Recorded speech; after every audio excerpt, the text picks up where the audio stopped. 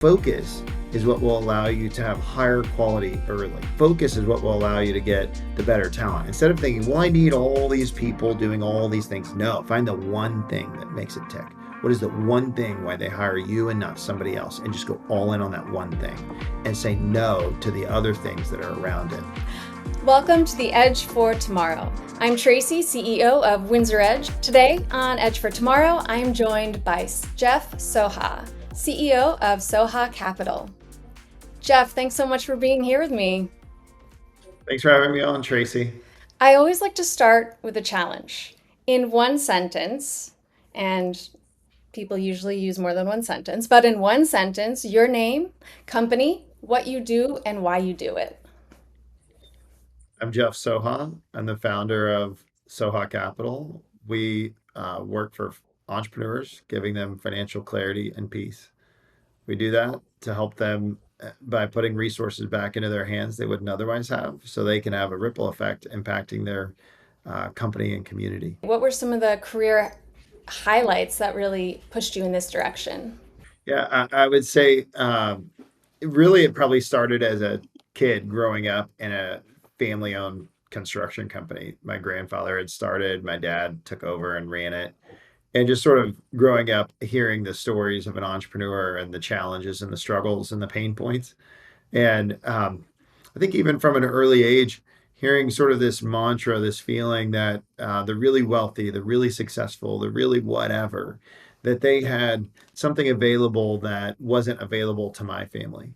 And so as I got older and started working, and I kind of think that that still stuck with me in the back of my mind, thinking, okay, well, if they're really wealthy, if they're really successful, if they're really whatever, if they've got some sort of secrets or some sort of, special way about going about things that could help my family, well, I want to figure out what those are so that I can help families like the one I grew up in. And I mean, I had always had an interest in finance, and was reading my dad's, money magazine or whatever it was when I was a teenager. By working for the construction company and saving all my money, I had saved up like 20 grand when I was 15, and it felt like infinity money. And so I remember asking my dad, "Hey, do you have a financial advisor? I need to hire one. Can you?" And so he got his guy to come over to the house when I was 15, and he's like, "Hey, I got to do something with all this money I have." And so that guy was really cool, and he helped me get started. And so Oh, that's beautiful. And so is that the shift that kind of thinking that led you away from your family's construction business? yeah, I mean, I feel like that was sort of almost like a first career that I started when I was, a child. And how did the example of having entrepreneurs in your family, how did that impact you? I think it just gives you a better understanding for what it's like, what an entrepreneur goes through, the responsibilities, the burdens, the hours, the trials and tribulations that you go through. I mean, the life of an entrepreneur, the life of a founder is not for everyone. It's really a lifestyle that you have to choose, and it's going to be very hard. It's very, very difficult, and the odds are against you. Most founders fail.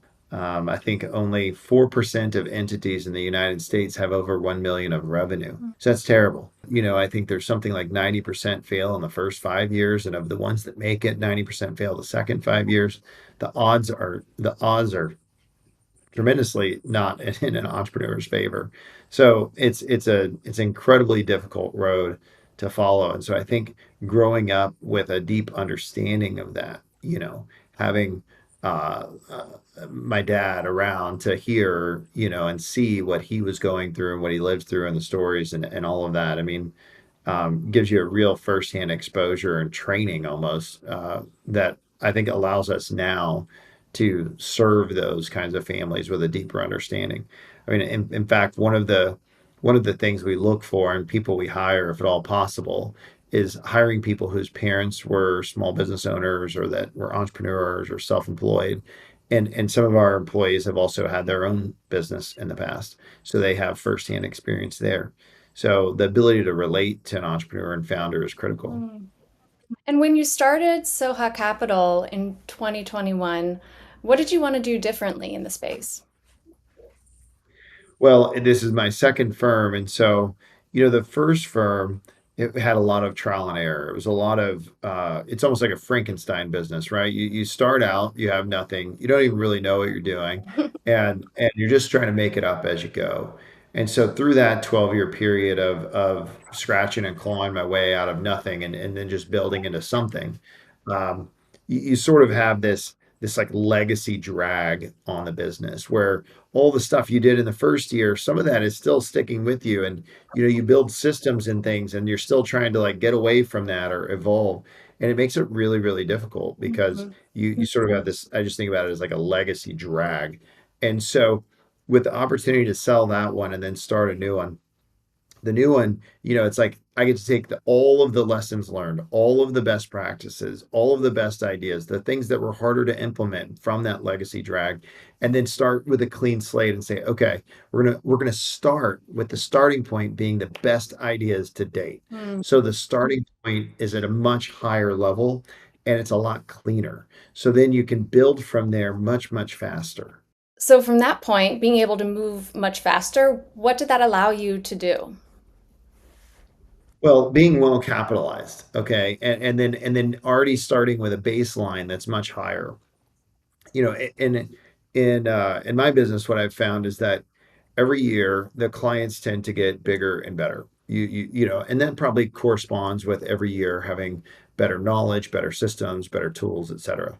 So at a starting point, you're able to serve bigger clients right away Mm. because you know what you're doing, you know how to take care of them, you know what's needed, you know the tools, et cetera. So you're able to start without just having to start with, when I was first an entrepreneur, it was like I just had to take any business that was out there. It's like I just need to pay my bills. It's shoestring, bootstrapped. And I'm not like well capitalized. How do I just get going and make it from one month to the next? Mm. I think a huge thing that comes to mind for me, if I were telling somebody who is new, is to get hyper focused. Right there, like, don't try to do five things. Definitely don't try to do 10 things. Find the one thing that adds unique value and go all in on the one thing. Because the more you focus, the less you need of all this other stuff. And the more you focus, it's like, okay, I only need the best of what I can possibly get for this one thing. Right. And so you can actually deliver higher quality at one thing than you could at five things. Mm. So so focus on that one thing and get the best you possibly can. And there's a sense of delayed gratification here, because it's like Warren Buffett, one of his famous quotes is the problem is that people don't like getting rich slowly. And so when you're an entrepreneur, it's a minimum 10 years commitment minimum, right? It is heads down, nose to the grindstone, every waking hour, sacrificing, constantly pushing.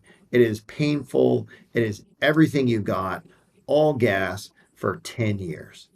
It's hard. And so, because the entrepreneurs go through that, I mean, it's like birthing this business into existence that wasn't there before. Taking something out of your head and just making it into reality is insane, Yeah. right? We talked about how the odds are overwhelmingly against them. So focus is what will allow you to have higher quality early. Focus is what will allow you to get the better talent. Instead of thinking, well, I need all these people doing all these things. No, find the one thing that makes it tick. What is the one thing why they hire you and not somebody else? And just go all in on that one thing and say no to the other things that are around it. You can add those things later, Mm.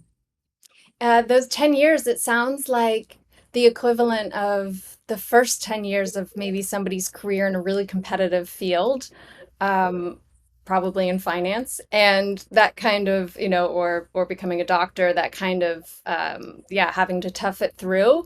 But it's interesting that a lot of entrepreneurs who are going to be successful will have those 10 years a little bit later in their career after they've had some experience. I think it's fair. Think about a surgeon, right? You have a high quality surgeon. They're going to make $1 million plus a year. They're gonna have great income, right?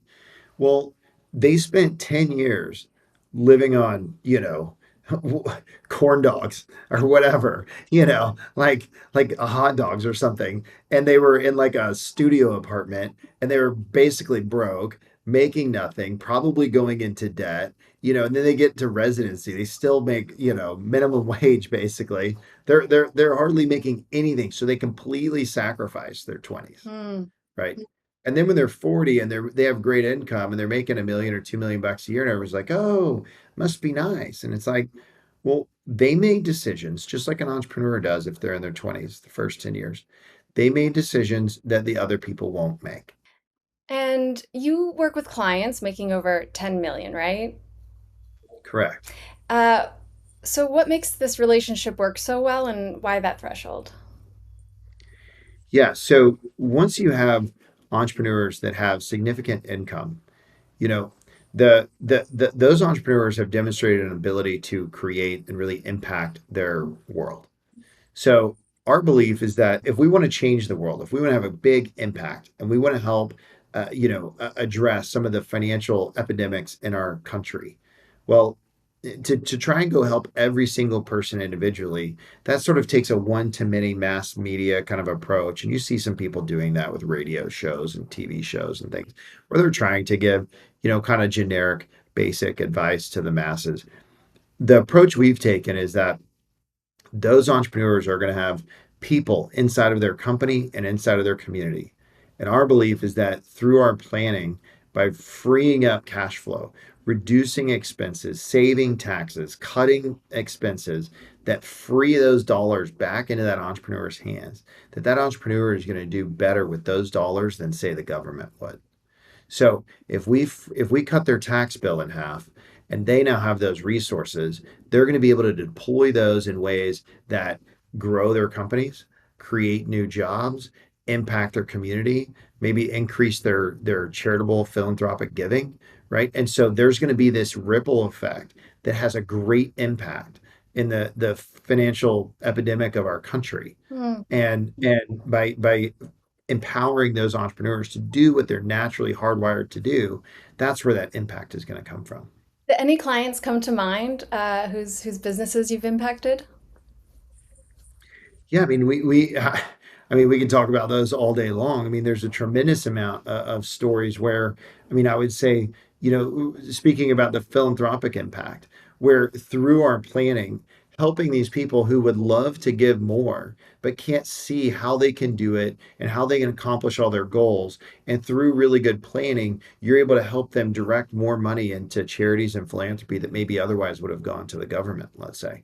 So, seeing that impact where their giving is increased significantly, right? That's tremendous. Putting those resources into their business and seeing them then get on, all these high growth lists. Similarly, like we're on 85,000 and lists like that, where they're high growth, right? They're hiring people, they're investing back in their company. Entrepreneurs don't love sitting on cash. So when you free up resources and put it in their hands, they're going to turn around and invest it. Hmm. And typically that investment is building things in the economy, in their community, in their company, adding jobs, resources, et cetera. That's how they work. And so seeing those companies do that is tremendous. Hmm. And something else I'm really excited about hearing about today is Entre-Wealth, your own investment Yeah, approach. Tell us sure. about this. Yeah, so Entre-Wealth is, kind of taking that entrepreneur spirit with wealth and thinking, okay, one of the things that really bugs me out there in the financial advisor world is they'll approach, especially an entrepreneur, and say, how much money do you have? And they only want to know about the liquidity. And they want to take that liquidity and then they just want to shove it into one of their kind of pre-banked portfolios. Oh, well, hey, Tracy, you look like portfolio number three. Let's take whatever money you have and stick it there, right? And then the second thing they do is they want to look at your cash flow, Tracy, and they say, hey, okay, how much money do you make? How much do you need for your lifestyle? Let's take all that, anything that you don't need for your lifestyle, and shove that in portfolio three too, you know? And Tracy thinks, well, if I'm an entrepreneur, I might have other ideas with that money. What if I want to expand my company? Right. What if I want to open another location? Would a better investment maybe not be hiring a marketing person? Would a better investment maybe not be creating some strategic advertising plan? Would a better investment not be maybe upgrading parts of my team and staff and capabilities internally? And so entrepreneurs are thinking about investing in their company. And what I've seen from working with entrepreneurs is the single best investment they've ever made is their company. Mm. And when their companies are growing at tremendous rates, you think, okay, what am I going to get out of the stock market? 6, 7, 8, 9, 10%, something like that. Maybe we have a good year that's higher. Maybe you have a negative year, but whatever. Let's just say 10%, maybe if you're doing great. Okay, so get 10% out of the public markets. Most entrepreneurs are growing their companies by greater than that. Mm. And so it's like, hey, why would you take your money out of your single best investment that's growing at greater than 10%? And now let's go put it in other people's companies that don't grow more than 10%, that you have no say over, no control over, no influence. So, Tracy, don't invest in your company that's growing at 20%. Let's take your money, invest in other people's companies that don't grow at 20%. Uh, That doesn't make any sense. that's incredible. And entrepreneurs maybe haven't thought through how to communicate that or respond. But these financial advisors that are constantly pitching the entrepreneurs, they don't look at the whole entrepreneur. They don't look and say, well, what if we look at your business as this huge allocation, this micro cap stock, this high growth stock, but you have a unique ability to influence the risk, the growth, the control, et cetera. And let's look at your entire universe, not just this liquid portfolio and say, oh, you're well balanced. No, you're not. If most entrepreneurs have 90% of their wealth illiquid. Okay. So if you have 90% of your wealth illiquid and high risk, usually high growth things like your business, maybe some associated real estate, other partnerships, why would we take the 10% and throw it in other people's companies that also have high risk with lower growth potential? Mm. There's nothing balanced about that. So what's balanced is to look at the whole picture and say, well, let's take into account your business as an asset, your real estate, your other assets. And then let's allocate your liquidity, which is usually less than 10% of your total net worth. Let's allocate that around your life, right? And when you take that approach, you're really looking at an entrepreneur's wealth differently than I've ever seen any other financial advisor look at it. What do other financial advisors see from a risk perspective when they're looking at um, the money that someone's putting it into their business? So if it's, they're not treating it as another allocation, um, do you think there's any negative connotations with the money being put into someone's business? Well, I think that's the whole thing is that the financial advisors don't look at it. They're just saying, what dollars can you shove in my portfolio so Mm. I get paid? Right. End of story. And if you put it back in your company, that means it's not coming in my bucket where I get paid. So my advice is put all of it in my bucket where I get paid. That doesn't make sense. It doesn't make any sense, Mm. you know. And then to take that bucket and call it balance when you just have tunnel vision just around that bucket, ignoring the best investment they've ever made, that business is probably a better investment than anything you've ever had in any of your portfolios. How does that just, there's no logic to that other than the person with a high need needing to get paid. Mm. And it seems like this has actually worked out better for you financially because Soha Capital has grown incredibly fast with Inc. magazine recognition. What other accolades uh, have you been awarded? We've been in the business journals, top 50 fastest growing companies. I went to Texas A&M. We're in the top 100 fastest growing companies that are owned by an alumni.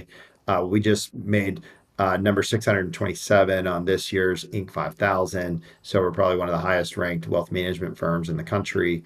And I think it's because we're working with these entrepreneurs and the story that we believe that we tell that I grew up learning, they resonate with. And they say, finally, someone understands. Mm. Finally, someone gets it, right? And so then we're able to meet them where they're at. We're able to honor their priorities and build around that and help them the way they want help, not sell them on ways they don't want to be sold. Yeah, I think most people in life that want more money, I think they have it wrong. They're missing the key piece of the formula. If you want more finances for yourself, you have to first add more value to others. That's it. Mm. It's plain and simple. And so if you add more value, it shows up in your personal bank account. It's a direct correlation. So the focus has to be on, like, okay, hey, if we're working for you, Tracy, how do we impact your life? How do we help you realize your goals? We're not the hero. You're the hero of your life. We're just like the Sherpa, the guide, the supporting cast. So, how do we help you? How do we add value in your life? How do we help you reach, achieve, exceed your goals, enhance your goals faster than you would have otherwise by being a client, right? In doing so, and tracking those results, we actually report on our results, and we measure the quantified value. And we promise to all of our clients, we put it in writing in our engagements that we will exceed our cost or refund the difference. Try finding another professional anywhere out there in the country that will put their money where their mouth is, literally. Nobody does it. So our focus has to be on impacting your life in a measurable way. And if we don't, we eat it, not you. And so it's all about the client and all about the value in their life. And when you add significant value to other people's life, they're happy to pay you, and they pay you really well. And just your perspective on entrepreneurship and how you see someone else's business as this, really exciting investment in their lives. I think just that perspective alone, too, is so meaningful to so many entrepreneurs who may not think like everyone around them, may not get the support, probably a relief, coming to someone who is cheering you on. Yeah. I mean, I guess so. We're fortunate because with our growth rate, something that's kind of unique about us, we have no marketing. We have no marketing team, no marketing department. We have no advertising. We have no sales team. There's no, we don't have a horde of biz dev people running around the country trying to sell people every day. It's all word of mouth. It's all referral. That's It's incredible. all coming in because somebody said, "You're not going to believe this. These guys are different. They do what they say they're going to do. When they said they're going to do it, they deliver real value." And so I think it's amazing that I'm surprised, impressed. I mean, excited. I mean, I'm just overwhelmed with joy, thinking, "Wow, our growth is uh, tremendous without the typical aspects of growth of marketing and sales and branding and business development." Right. And but I think that's what happens. Somebody asked me once about, hey, how do you get to meet all these people, and how do you find these people, and how do you get invited into these rooms? And I'm like, you have it all backwards. If the goal, it's just like getting on a podcast. We don't have somebody going out looking for us to be on these shows. They find us. And it's like, if you focus on adding value into the world, you will start receiving the invitations. You'll start receiving the clients. You will start to benefit from the value you're adding to the world. So first thing, anybody out there listening to this that's trying to figure out entrepreneurship, focus is what we talked about earlier, and focus on how do you add the most value. So what is the one thing that you do that adds more value than you can think of anyone else adding, and do that and go all in on that. Hmm. That's brilliant advice. And what I know that growth is amazing for you, but are there any other metrics in your business that you are focusing on? Yeah. So one of the big shifts from my first firm to this is my first firm, we kind of developed, what I would call destination goals. And, you work with a consultant. Hey, where do you want to be in 5 years, 10 years? Let's make up numbers of how much revenue and how many people and all that. It's just sort of made up numbers. Hey, what's a big number that gets you excited? And you just kind of write it down on a piece of paper. And it's kind of made up. And so it doesn't have a lot of meaning. And then you realize though that those numbers actually start getting into your subconscious Mhm. and affecting your day-to-day decision of who you hire, how you make decisions, etc., which is really wild, even if you don't intentionally do it. And so this time around, operating from a different place, we're instead of these destination-based goals, we're focused more on journey-based goals. And what I mean by that is, instead of worrying about where we're going to be in 5 years, where we're going to be in 10 years, I'm focused on how do we be the best today? How do we get better literally every single day? So, our motto when we were getting started was better every day. And so that's what we're focused on. And the guiding thing that we're trying to achieve is this ultimate experience. And it's not just for the client. We want the ultimate experience for people inside the firm and outside the firm. Whether you're a vendor, a strategic partner, you work here, we work for you, whatever the relationship is, we want that to be an ultimate experience in your interaction with our firm. So I don't think we're even close to where we want to be. I think it's maybe a lifetime journey trying to just pursue this North Star that we could always be better. And so we will never be content or say, oh, we finally made it. Now we can coast. Mm. So it's this constant striving to say, how do we deliver a more ultimate experience today than we did yesterday, this week than we did last week, this month than we did last month, et cetera. Right. And so I think that focusing on that and the key ingredients to that are our core values and letting those core values lead us to delivering that ultimate experience that is going to make those future destinations that we end up at that we arrive to, those are going to be so much bigger and better and brighter than anything I could just make up and write down on a piece of paper today, Right. right? Because this is what is going to get us there. So instead of focusing there, let's focus on the things that are going to make that a reality. Mm. I just love this. I'm the type of person who, uh, when I want to make a move in one direction, I once it's realized that that is the path that I want to take.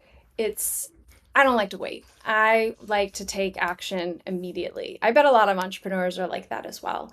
And for me, that just equates to, yeah, creating creating the now, right? Because I don't want to waste like today, right? Like doing the old way. Like we know the next path forward. So what shifts are you seeing in the industry today that you are excited about, moving forward, into the next 6 to 12 months?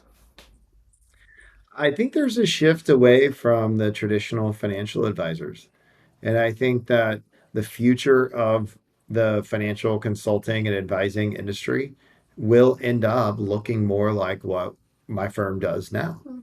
Um, I don't think that, I think that most people are starting to more and more deeply question the value of financial advisor. I think that financial advisors have the ability to add a lot of value. I don't think there's like something inherently wrong with a financial advisor. Okay. So it's not about something being wrong with a person, it's about the model, Mm. the service, Right. the business model, the service model that is flawed and it's not working anymore. I'm going to pay you. And what do I get for that? And now with technology pretty much runs the investment management. So investment management in public markets is almost table stakes. So it's like, well, okay, computers do that anyways. So so what is the value you're adding? And if you can't answer that question real clear, you're going to have a big problem in this industry because the public portfolio, management, that's going to be done through AI. It's not about a financial advisor trying to think of what stocks you should buy. That's over. That game is already dead. So this is simply about what additive value are you bringing and what is that worth? And so what we focus on is all of the additive value, not the value that is rapidly being commoditized. And is this also relate to maybe not focusing on the value that comes across the board as well, and being unique and differentiating your firm? What do you mean by it comes across the board? So value that is inherent in a service. I think a lot of Mhm. people focus, a lot of companies, focus when they talk about their company or their firm about kind of the generic value, right, of what they're doing versus what really differentiates them. So maybe it's their team, maybe it's that they focus on a certain niche and really understanding them, like you do with entrepreneurs. Um, I'm wondering if you see that as well. Yeah, I mean, I think there's inherent value in most service. Right. The question is, what is the value? If you look at so with what technology is doing and the advances there, especially with AI coming in, what used to require more humans now doesn't, Mm. and it will be increasingly so. So if the fee structure was set up to have well compensated humans, and now you can get it at a negligible technology cost, there's going to be fee compression. Mhm. And so you can either, go that commoditized route and have a business that says, well, we understand we used to get this and now we get this much because there's this scalability and tech-driven service.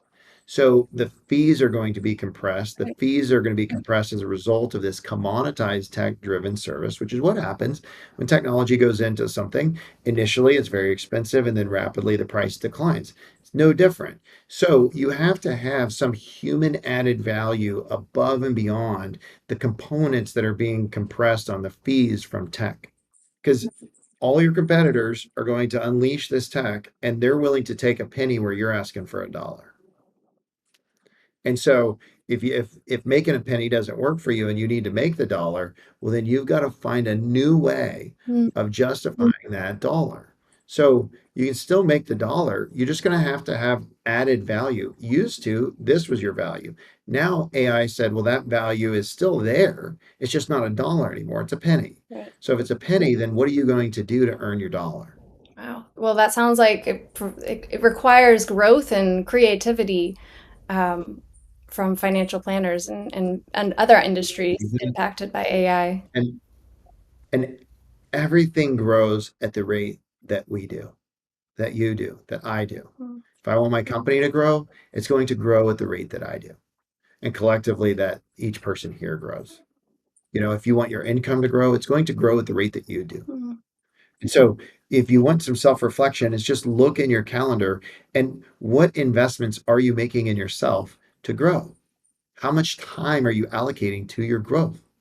And you could almost take that and use that as a better forecast of your future financial state than anything else. So, okay, hey, over the next 90 days, over the rest of the calendar year, over the next 12 months, what am I going to do so that I personally show up to the world with more value than I have today? Mm.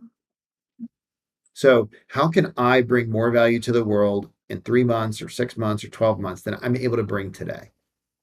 Answer that question, figure out what you need to do, and then put that in your calendar.